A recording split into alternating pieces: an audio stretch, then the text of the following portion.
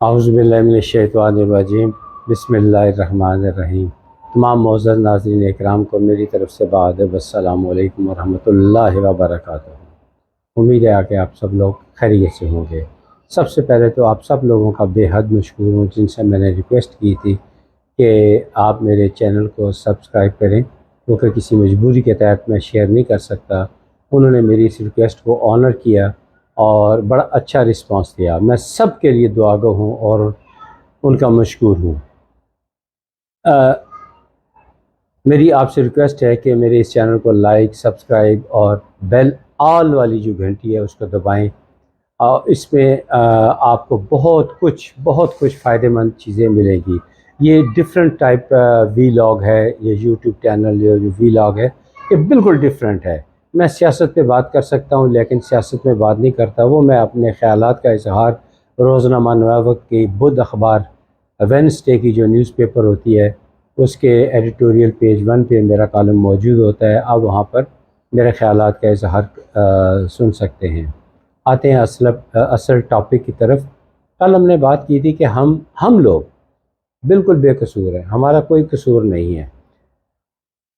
یہ قصور سارا ان تاریخ لکھنے والوں کا ہے جنہوں نے اسلامی جو میں نام نہیں لینا چاہتا، انہوں نے تاریخ لکھوائی۔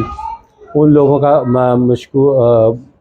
ان کو برا کہتا ہوں، ان جن مغل بادشاہوں، سلطنت کے حکمرانوں، جو حاکم تھے، انہوں نے جو تاریخ لکھوائی اپنے حق میں، اور جو سچے تھے ان کو جھوٹا بنایا اور جھوٹے کو اصلی بنایا۔ اور یہ میسولینی جو ہٹلی کا بہت بڑا ڈکٹیٹر تھا، اس کا یہ فارمولہ تھا کہ جھوٹ کو اتنا پھیلاؤ کہ وہ سچ لگے اور سچ کو اتنا جھٹلاؤ کہ وہ جھوٹ لگے۔ یہ پالیسی میرا خیال ہے کہ میسولینی نے پرانے زمانے سے لی ہوگی، اور یہ سلسلہ آج بھی جاری ہے، ہمارے معاشرے میں جاری ہے۔ خدا را ہمارے بزرگ جو ہیں وہ ہمیں سچ بتایا کرتے تھے کہ یہ بات سچ ہے، یہ بات سچ نہیں ہے۔ میں نے بتایا تھا، کل ذکر کیا تھا کہ اہل بیت کے گھرانے سے جو مروی احادیث مبارکہ ہیں وہ چند سو ہوں گی، جو خلفائے راشدین ہیں ان سب کی ملا کے جو احادیث مبارکہ وہ چند ہزار ہوں گی، لیکن چند ایسے اصحابہ اکرام ہیں، میں سب اصحابہ اکرام کی عزت کرتا ہوں، ان سے منسوب جو احادیث مبارکہ ہیں وہ لاکھوں کی تعداد میں ہیں، حالانکہ وہ ان کے قریب بھی نہیں رہے، وہ ان کے قربت میں اتنا زیادہ نہیں رہے، وہ دیر سے اسلام انہوں نے قبول کیا، لیکن ان کے نام سے منسوب بہت ساری تفاسیر احادیث مبارکہ موجود ہیں۔ ہمارا کوئی قصور نہیں ہے۔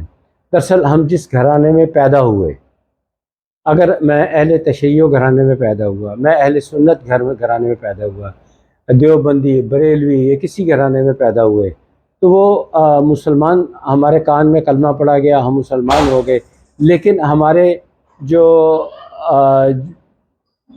جو عقیدہ تھا وہ تو ہمیں مل گیا، لیکن ایمان کدھر گیا؟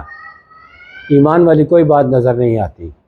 ایمان تو اسی صورت میں نظر آئے گا جب ہم قرآن کو پڑھیں گے، سیرت النبی صلی اللہ علیہ وآلہ وسلم اس کو پڑھیں گے، متفقہ علیہ احادیث مبارکہ ان کو پڑھیں گے، اور علماء کرام کی محفل میں بیٹھیں گے۔ ان علماء کی، ان نعت خان کی محفلوں میں نہیں بیٹھیں گے جن کے اوپر نوٹ وارے جاتے ہوں۔ مجھے نفرت ہے، معاف کیجیے گا، جو آ کے ایسے کپڑے پہن کے آتے ہیں جو لاکھوں روپے کے کپڑے ہوتے ہیں، اور وہ وہاں بیٹھ کر لاکھوں روپے پہلے طے کیا جاتا ہے، پھر لاکھوں روپے کی سلامی ہوتی ہے۔ انہوں نے دین کی، اسلام کی کیا خدمت کرنی ہے؟ جن کے نام کی وہ نعت پڑھتے ہیں وہ انہوں نے تو ساری زندگی پیوند لگے ہوئے کپڑے پہنے، ان کے نام کی یہ پڑھتے ہیں، اور دو پریڈو لینڈ کروزر بلٹ پروف اور گن مین ان کے ساتھ ہوتے ہیں۔ انہوں نے دین اسلام کی بھلا کیا خدمت کرنی ہے؟ میں بات ہو رہی تھی کہ ہمارا ایمان کہاں ہے؟ ہم ایمان میں بہت پیچھے ہیں۔ عقیدہ تو ہمیں مل گیا، کلمہ ہمارے کال میں پڑا گیا، ہم عقیدہ ہمارا مسلمان ہو گیا، مسلمان گھرانے میں پیدا ہوئے، الحمدللہ مسلمان ہوئے، رکوع سجود اور سب کچھ ہم اللہ تعالیٰ کے لیے کرتے ہیں، اللہ کا خوف کرتے ہیں، اللہ کا خوف رکھتے ہیں، یہ سب کچھ عقیدے کی بنیاد پر ہے۔ لیکن ایمان کچھ اور چیز ہے، ایمان کچھ اور چیز ہے۔ جیسے میں چھوٹی چھوٹی مثالیں دیتا ہوں، جیسے کہ ہم سب میں سے ہر نوجوان جو بالغ ہے اس سے لے کے بوڑھے آدمی تک ہر ایک کو اس کا قابل ہونا چاہیے۔ یہ مولانا ڈاکٹر اسرار الحق رحمۃ اللہ علیہ ان کے الفاظ ہیں کہ ہر ایک مسلمان کو اس بات کا اہل ہونا چاہیے کہ نماز کا وقت ہو تو وہ جماعت امامت کر سکیں۔ ہر کوئی، ایک نہیں، اگر 15 بندے ہیں تو 15 کے 15 اس اہل ہوں کہ وہ نماز امامت کے فرائض انجام دے سکے، اور ہر باپ کو اس اہل ہونا چاہیے کہ وہ اپنے باپ کا، وہ اپنے بیٹے کا نکاح پڑھا سکے، اور اس طرح تمام چیزیں جو ہیں وہ ایمان کا حصہ ہیں۔ لہٰذا ہمیں عقیدہ، ٹھیک ہے وہ ہمیں پیدائشی طور پر مل گیا، لیکن عقیدے کی طرف توجہ دینی چاہیے۔ عقیدہ ایمان کی طرف توجہ دیں۔ ایمان ہی ہمارا سب کچھ ہے، ایمان ہی ہمیں ہر مشکل کو روز قیامت مشکل سے پار کرا کے لے جائے گا۔ لیکن ایمان سے ہم بہت دور ہیں، افسوس ایمان سے دوری اختیار ہوتی چلی جا رہی ہے۔ کاش کہ ہم ایمان کی طرف آئیں، قرآن پاک کو پڑھیں، چاہے ایک سطر پڑھیں، اس کا ترجمہ اور تفسیر پڑھیں، تو دیکھیے کہ آپ کو پتہ چلے گا کہ اس آیت کی وجہ نزول کیا ہے۔ سورہ انا اعطیناک الکوثر فصلی لربک وانحر ان شانئک هو الابتر، یہ اس کی وجہ نزول کیا تھی؟ ہو سکتا ہے کل میں آپ کو اس کے بارے میں بتاؤں۔ تو میری آپ لوگوں سے گزارش ہے کہ آپ اپنے ایمان کی فکر کریں۔ عقیدہ تو آپ کو مل گیا، پیدائشی طور پر مل گیا، لیکن ایمان جو ہے اس کی حفاظت آپ نے کرنی ہے۔ ایمان کو اپنے دلوں میں آپ نے خود سجانا ہے، اس کو پلیس کرنا ہے اور اس پر عمل پیرا ہونا ہے۔ امید ہے آپ کو آج کی ویڈیو پسند ہوئی، اب آئی ہوگی، اور اب وقت ہوتا ہے مشترکہ دعا کا۔ یا اللہ ہم سب کو اپنی حفظ و امان میں رکھنا، صحت اور ایمان والی زندگی عطا فرمانا، خاتمہ بالایمان فرمانا، دنیا اور آخرت اچھی فرمانا، روز قیامت بغیر کسی حساب کتاب کے بخش دینا۔ یا اللہ روز قیامت اپنے عرش کے سائے تلے جگہ عطا فرمانا۔ یا اللہ روز قیامت نبی پاک صلی اللہ علیہ وآلہ وسلم کی شفاعت اور ان کی قربت نصیب عطا فرمانا۔ یا اللہ عذاب قبر سے آپ محفوظ رکھنا۔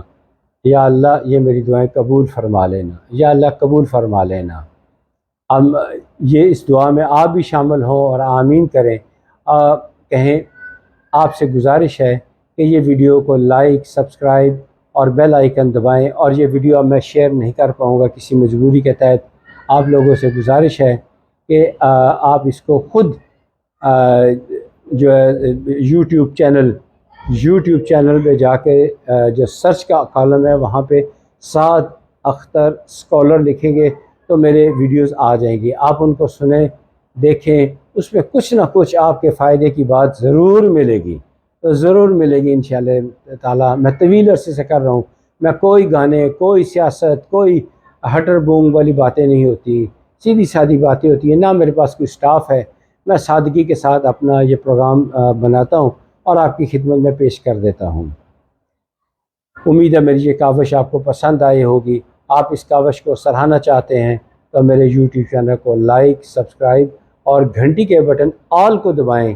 انشاءاللہ تعالیٰ آپ کو فائدہ حاصل ہوگا۔ انشاءاللہ تعالیٰ آپ میرے ساتھی بن جائیں گے اور خوب ثواب حاصل کریں گے انشاءاللہ تعالیٰ۔